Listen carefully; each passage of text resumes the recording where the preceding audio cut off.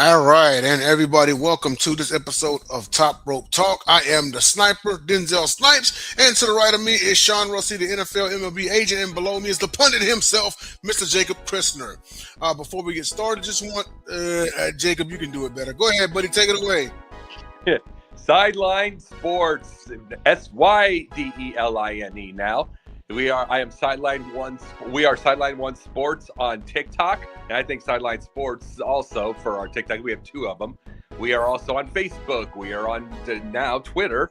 We are on Twitter. We are on all kinds of different networks, all that kind of thing, and have our own YouTube channel. So feel free to go take a look at any time. All right, and so with that being said, well, how's everyone doing tonight? Sean, I know I saw you took a trip to Los Angeles to go watch one of your prospects. How did it all fare out?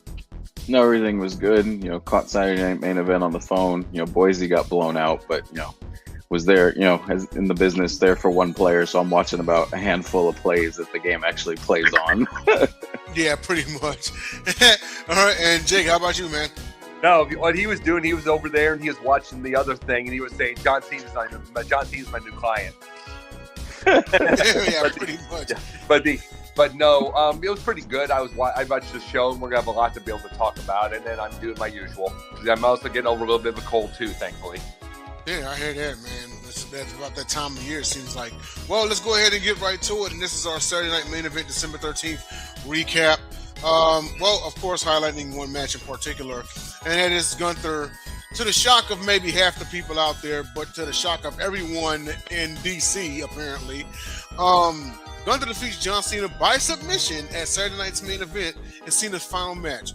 So, was Cena giving up the right call? And also, so two questions here. So, was Cena giving up the right call, and also, what was your thoughts on the crowd booing Triple H when he came out there after the match? Sean, take it away.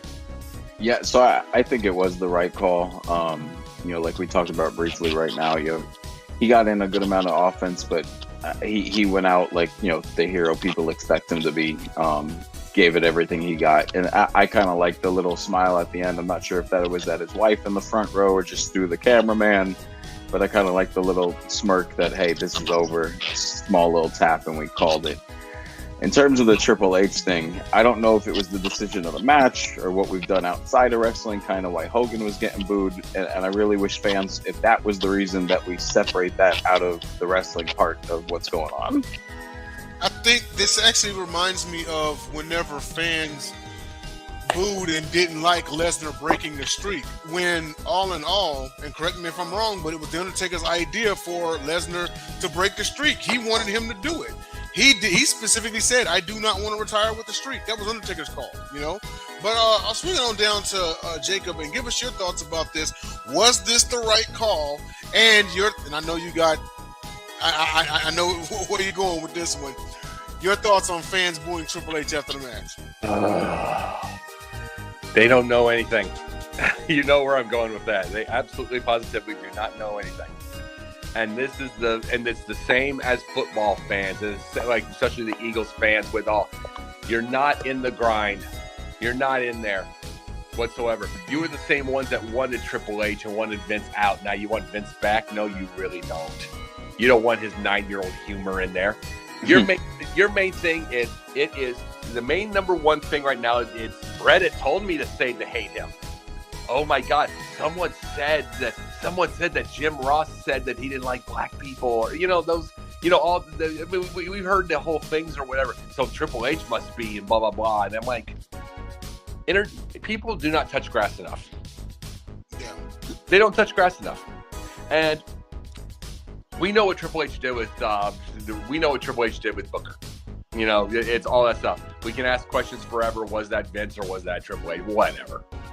But the biggest thing about it is the fact.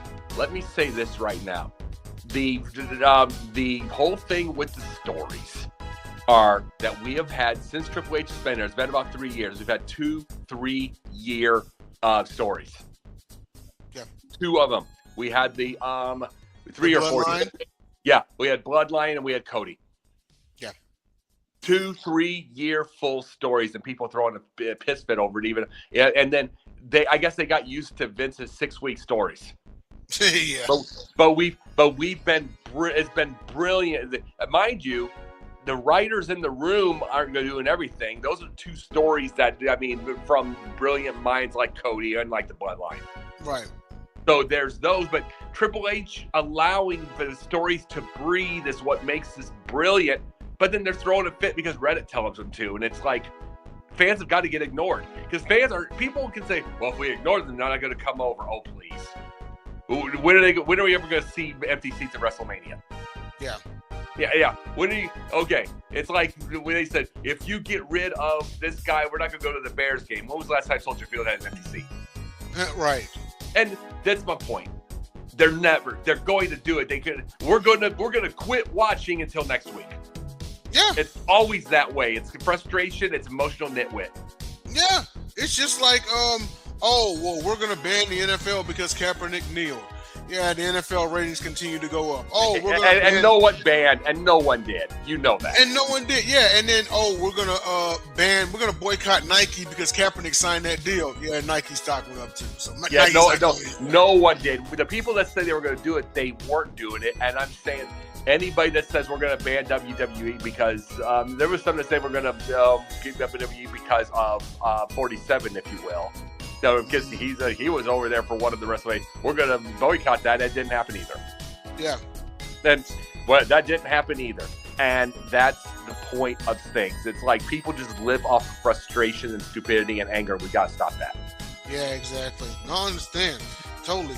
So, with that being said, we'll move on to our portion of the show called Sean's Enter the Vault. All right. And so, Sean, this is your segment, man. Take it away with the first one. Yeah, so the first one on this day, December 15th, 1997, it really just coincides with the second one. Bret Hart makes a brief appearance on WCW TV as he's announced as the special enforcer for Sting and Hogan. And it's really just a quick appearance. But on that same night, Vince gives his famous promo where he ushers in the Attitude Era and gives the speech and the famous quote where we no longer have clear-cut good guys and bad guys. Crazy stuff too, because that actually was one of the reasons why Bret had left WWF was because of that change in the culture. That there was no more clear-cut good guys or bad guys or anything like that. But let me go back to this one, and I'll bring it to Jacob here. So the first question for you is, was Bret Hart necessarily an asset for Starrcade? No. The WCW and Bischoff and them, and Bischoff was just run over by Hogan 6 ways from loose. I mean, that wasn't when you go to WWFE, whatever at the time it was, you're going to Vince. You're going to him, and you're getting a final say, and there's everything like that. Who ran WCW? And it's like and as far as everything, there wasn't going to be an asset because there's no one controlling the asset. Right. There's no one controlling the asset to be able to get in the first place. So no, and it's not a thing against Bret. It's just no one controls. You got to have an asset. It's like a coach with a player. You got to have a control asset. It's like we're going to see Shadur Sanders right now. Let's see what he does with a real coach. True. There's no controllable asset with that thing right now. I mean, Stefanski's useless. Yeah. And then with a second one, your thoughts about the ushering in of the Attitude Era and Vince saying, hey, there's no more clear-cut good guys or bad guys. Basically, the fans are going to root for who they want to. Truthfully, and this is the truth with it, they did it just because the 80s people had the thought mindset of a 4-year-old. But the clear-cut good guy and bad guy as far as offense in the ring ended with San Martino. It ended with, I'm just saying this, Sean, just from this thing from here. It ended with San Martino and Backlund. Because those were guys that did everything by the book and all that stuff unless someone here comes a babyface good guy, looks like a biker. Mm-hmm. He looks like a biker, and he uses weapons outside the ring and scratches your eyes, breaks your face, does everything like that. I mean, and does everything in front of the referee and gets away with it. Yeah. But it's against really cruel bad guys. They're just really cruel. So they're getting their comeuppance. That's the difference. Yeah. But that was the clear. I'm sorry. It was the clear cut thing. The clear cut thing, as far and maybe as far as to the fans, it was still clear cut. As far as offense in the ring, people after Hogan, people just started cheating in the ring. Like, yeah.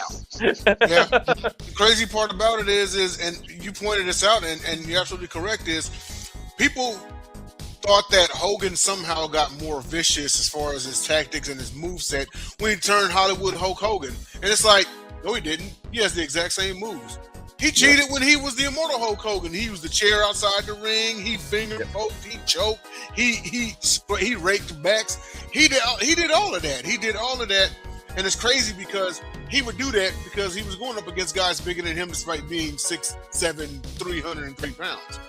And the thing about it is, a lot of those heels were either overly obnoxious or overly cruel. Mm-hmm. So they were getting. The reason people ignored that part is because they were getting their comeuppance because they did all that. Yeah, pretty much. But they were getting it, so people ignored it. But the big thing about it is just the fact you got to remember there's so much heel to him. Like the Orndorff story, when the Orndorff turned on him, that was Hogan's fault.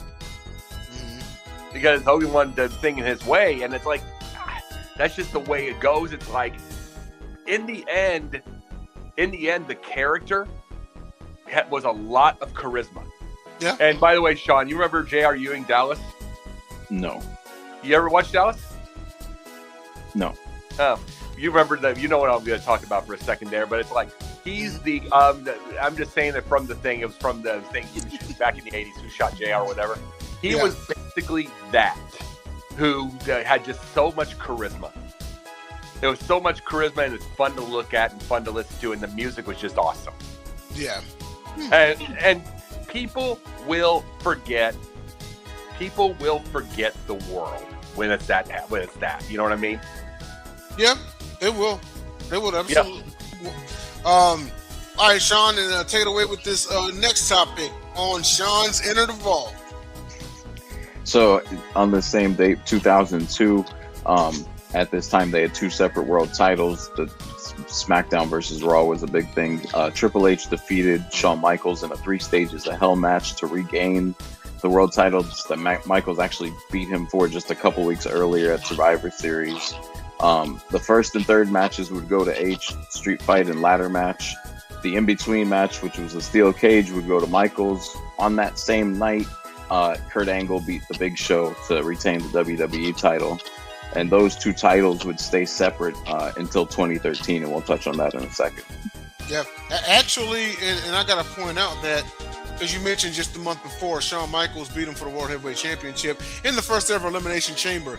Triple H actually recovered faster than I would believe, because I don't know if you all remember, but that night Rob Van Dam had landed wrong on Triple H's throat, and he suffered a bit of a crushed larynx. He almost died from it. He had a 5-star frog splash from on top of one of the cells. H finished the match and then went to the hospital and then recovered to be ready for this match.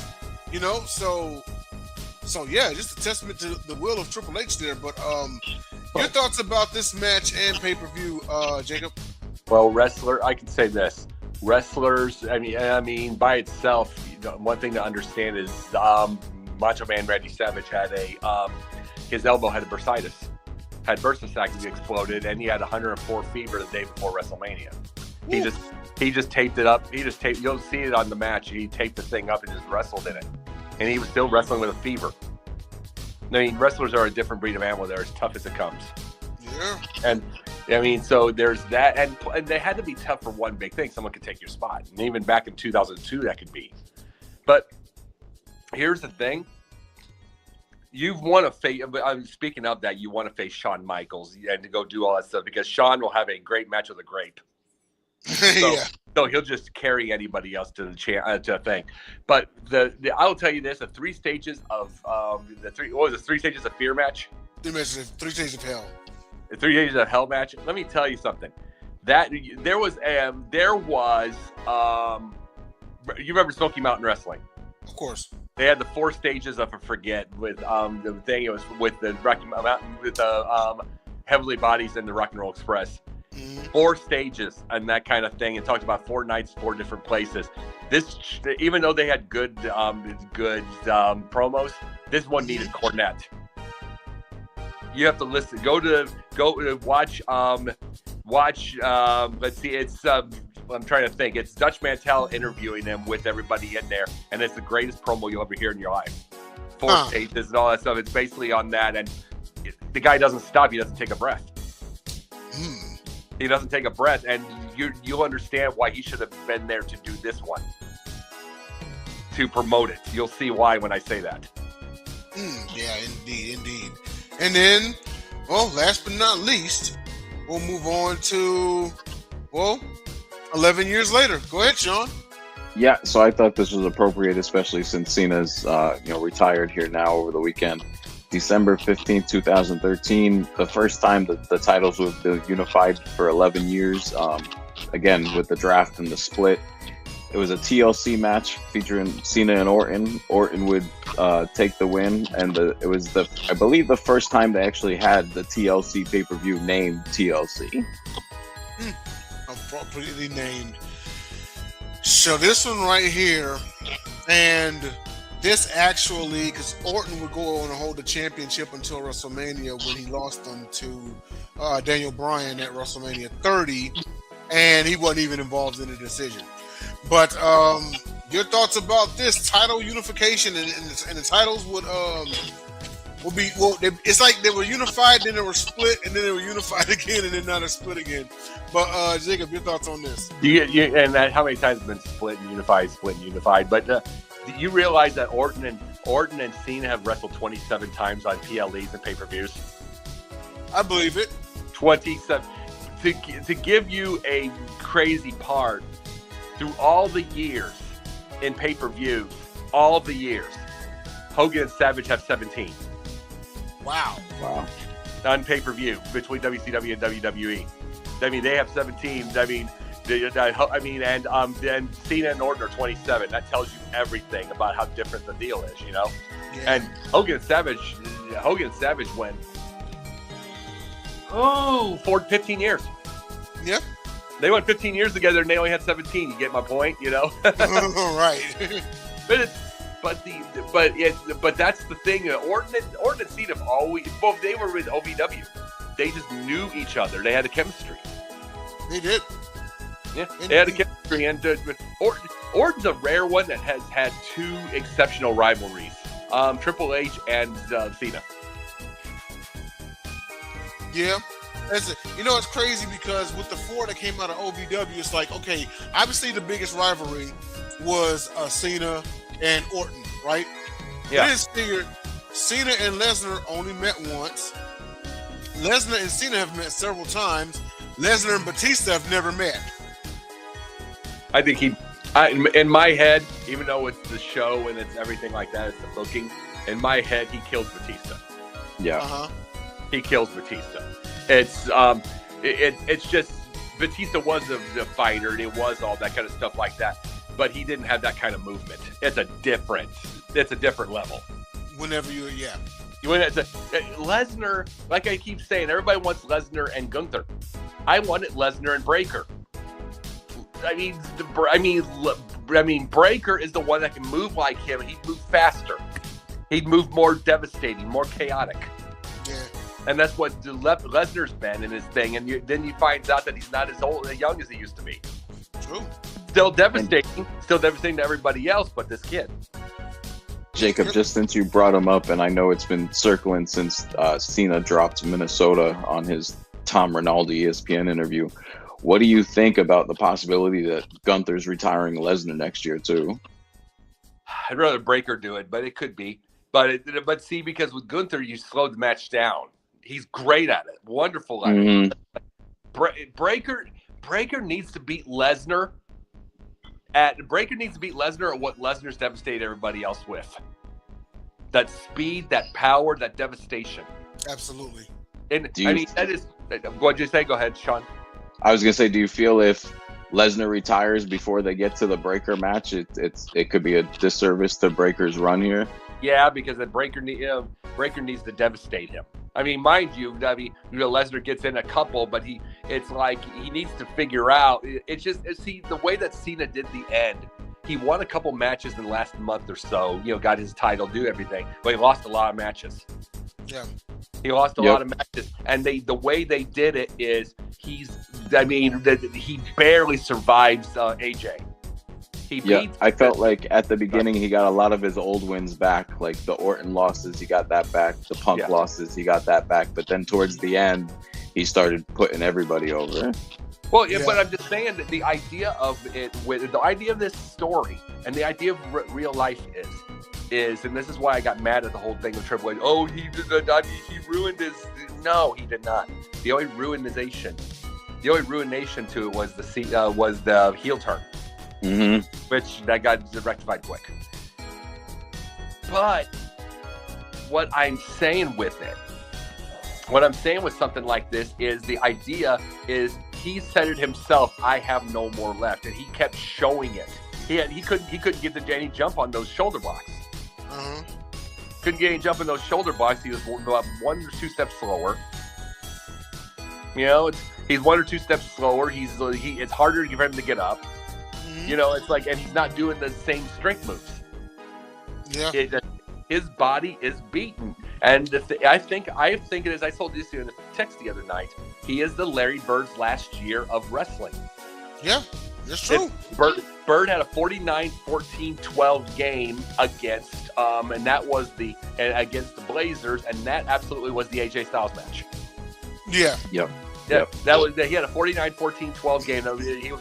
He missed one free throw from 50, 50-point triple-double in his final year with his back gone. And it's like, and that's the big thing, about it. And the guy, that would have been his fifth 50-point game, but he would never have triple-double like that. but that's the thing is. After that, though, Bird had a 16 assists in his final Boston Garden game in the playoffs. He had a 16 assist game. But in his final game, Game 7, in his repertoire, he had 12 points and he went down his back. He just finally went out in the third quarter and never played again. And it just had 12 points. And I'm like, that Gunther match was that 12-point game. No, absolutely. That's all you got.